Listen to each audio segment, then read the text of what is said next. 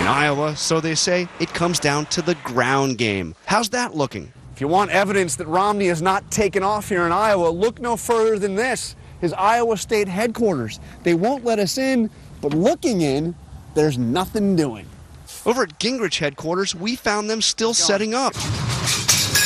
Where's the energy? With Ron Paul. His office is smaller, but buzzing with activity. The second bar graph. What you have to watch now is see whether, of the three, Bachmann, Santorum, and Perry, which one of them really starts to galvanize the conservative support? Can any one of them get enough support to jump into that top tier? Again, Ron Paul.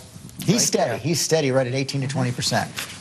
Probably the only one who sort of made Gingrich really squirm a little bit was Ron Paul, particularly when he talked to him about the money, Freddie Mac, this and that. He had a strong night on that stage. He's got money, he's got the organization. Could he pull off an upset, Ron Paul? Yes, Ron Paul can win in Iowa. Look, Ron Paul is the campaign here in Iowa that has the most energy.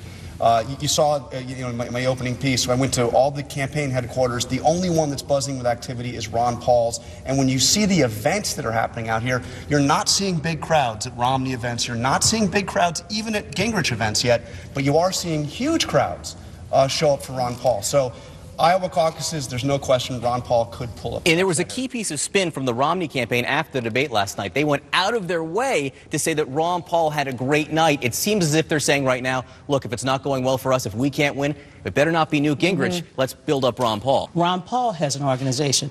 And George and I were talking in the green room. If there's a foot of snow and you have to get your people to the 1,600 precincts, guess what? Ron Paul will have a driver to bring you to those precincts. That's so interesting. Let me bring in Kathy Obradovich from the Des Moines Register.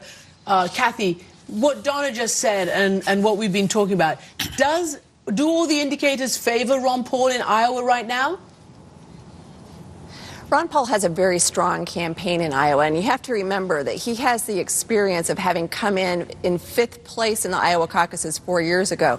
His campaign never really went away. He kept a presence in the state for this last 4 years. He had key people on the state Republican Central Committee.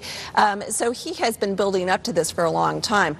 Ron Paul has energized new caucus goers. He energizes young caucus goers.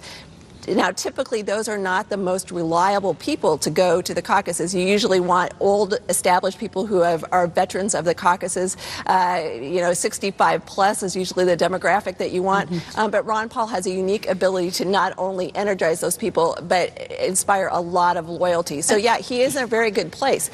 According to FEC reports, Federal Election Commission, in the third quarter, Ron Paul got more contributions from active duty military than the other Republican candidates combined.